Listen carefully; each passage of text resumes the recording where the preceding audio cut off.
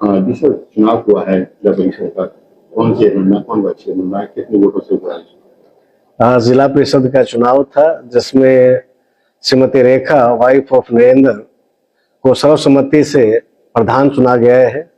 केवल एक ही प्रस्ताव हमारे पास आया था प्रधान के लिए, और उप प्रधान के लिए 2 प्रस्ताव थे, Umesh son of Rajaram and Kulbir Deswal. Kulbir Deswal को 9 वोट मिले और उमेश को 10 वोट मिले, तो 10 वोट के साथ उमेश उप प्रधान चुने गए। क्या कहना चाहोगे, किस तरह की उम्मीद करते हैं आगे कामकाज के लिए?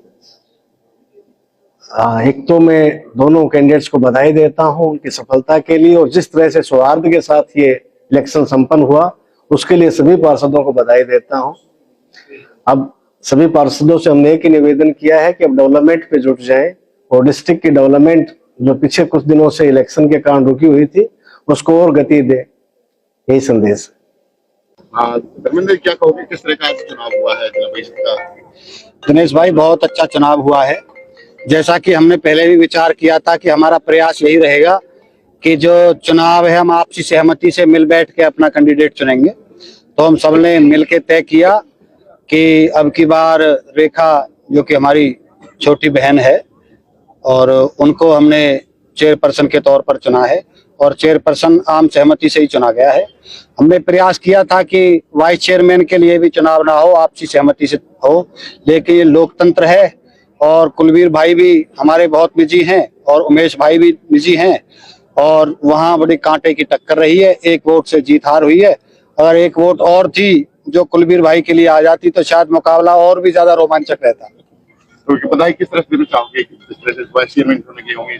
देखिए, चेयरपर्सन को, वाइस चेयरमैन को और सभी पार्षद, जो हमारे 20 पार्षद हैं, मैं सभी को शुभकामनाएं देना चाहता हूं। और अपनी सलाह और सुझाव भी मेरा यही है कि पहले जिला परिषद में यही हुआ है कि एक आदमी ने तो 1-1, 2-2, 4-4 करोड़ के काम कर दिए अपने वार्ड में, और कुछ पार्षद ऐसे हैं उनको 1 पैसा भी नहीं मिला। तो मेरा यही निवेदन है कि जिन लोगों को पहले पैसा नहीं मिला है या कम मिला है, सबसे पहले उन लोगों को ग्रांट दी जाए और सबको बराबर करके आगे फिर इसमें जो ग्रांटों का वितरण होना चाहिए। हाँ जी, क्या कहना चाहोगे आज रेखा देवी? मैं पहले तो पार्टी के, बीजेपी पार्टी के शीर्ष नेतृत्व का और माननीय मुख्यमंत्री नायब सिंह सैनी जी का, गौरव गौतम जी का और कृष्णपाल गुर्जर जी का और हमारे एमएलए हरिंदर भाई साहब जी का और सभी पार्षदगणों का और सभी साथियों का बहुत बहुत धन्यवाद करना चाहूंगा, क्योंकि सबके सब सहयोग से, नागर साहब का भी, मंत्री जी हैं, उनका बहुत सहयोग रहा। तो पार्टी का भी बहुत ज्यादा सहयोग रहा है। पार्टी पार्षद भाइयों ने और आप सबकी दुआओं ने काम किया। हमारी कोशिश यही है कि कंधे से कंधा मिला के सबका साथ सबका विकास करेंगे।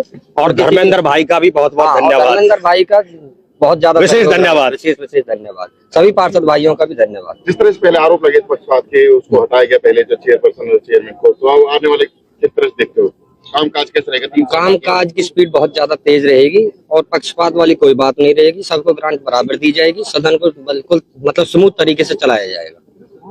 बीजेपी पार्टी का धन्यवाद और जितने भी पार्षद भाई हैं उन सभी का धन्यवाद।